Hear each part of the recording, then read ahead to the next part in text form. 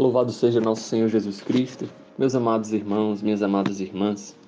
Hoje nós nos reunimos para meditar, para rezar com a Palavra de Deus, nessa Palavra encarnada, que se encontra em João, capítulo 12, versículos 24 a 26.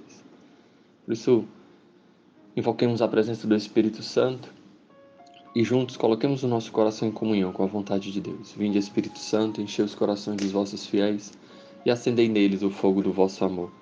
Enviai, Senhor, o vosso Espírito, e tudo será criado, e renovareis a face da terra. Oremos. Ó Deus, que instruíste os corações dos vossos fiéis com a luz do Espírito Santo, fazei com que apreciemos retamente todas as coisas, segundo o mesmo Espírito, e gozemos sempre de suas consolações. Por Jesus Cristo, Senhor nosso. Amém. Evangelho de Jesus Cristo segundo João. Glória a vós, Senhor. Em verdade eu vos digo, se o grão de trigo que cai em terra não morre, ele fica só. Se ao contrário, ele morrer, produzirá fruto em abundância. Quem ama a sua vida, perde-a.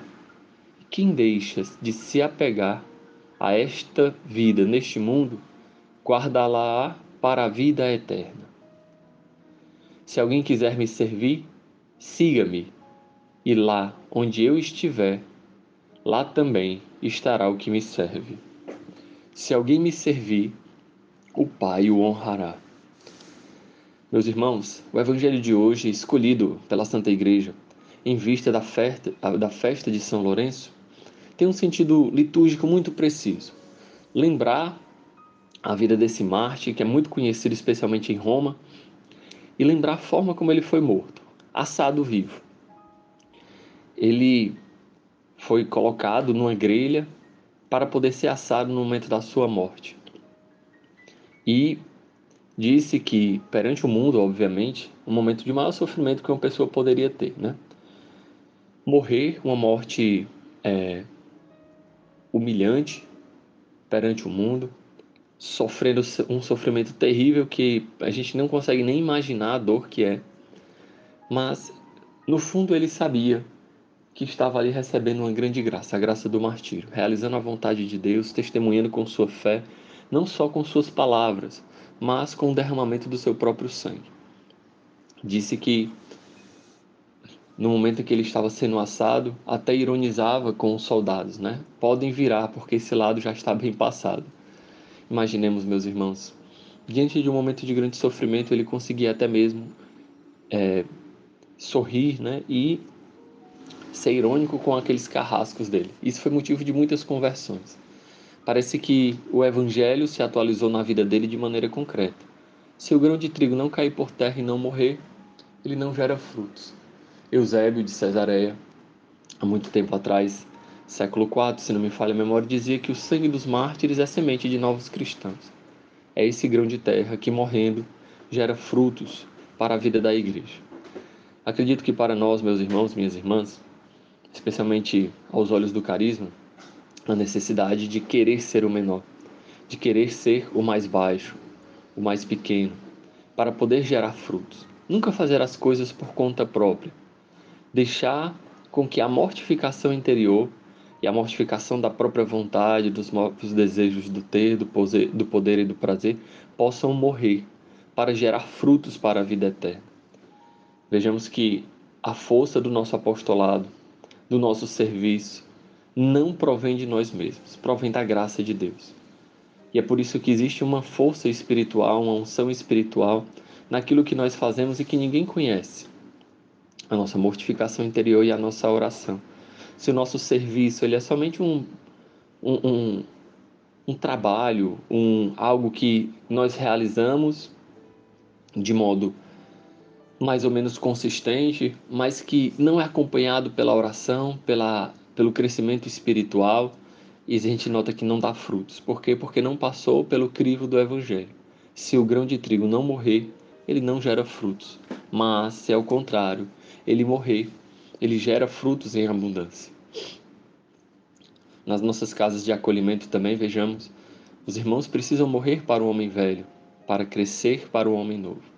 Precisam deixar morrer também aquelas inclinações mais fúteis que podem existir no coração, que geram divisões, que geram discórdias dentro da nossa família, por exemplo, para dar frutos, tem que morrer.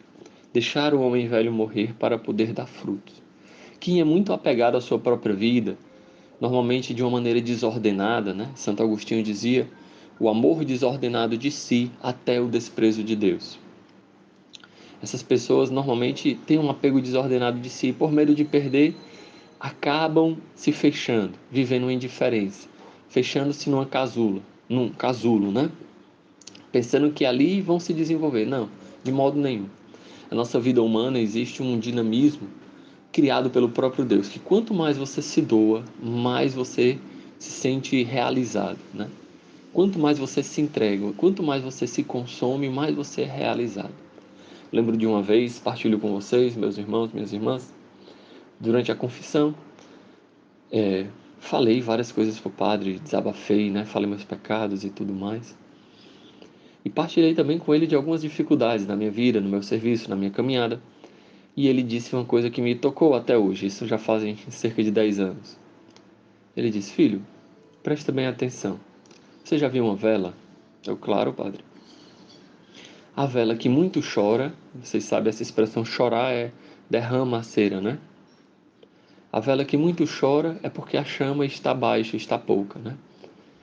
E eu fui rezar com isso. De fato, a vela, se ela tem uma chama pequena, a chama não consome toda aquela cera derretida. Então, ela derrete a cera, mas a cera chora, né? Ela derrama a cera. Aquela cera que é derramada se perde, porque ela acaba não sendo consumida. Isso tudo por quê? Porque a chama está baixa.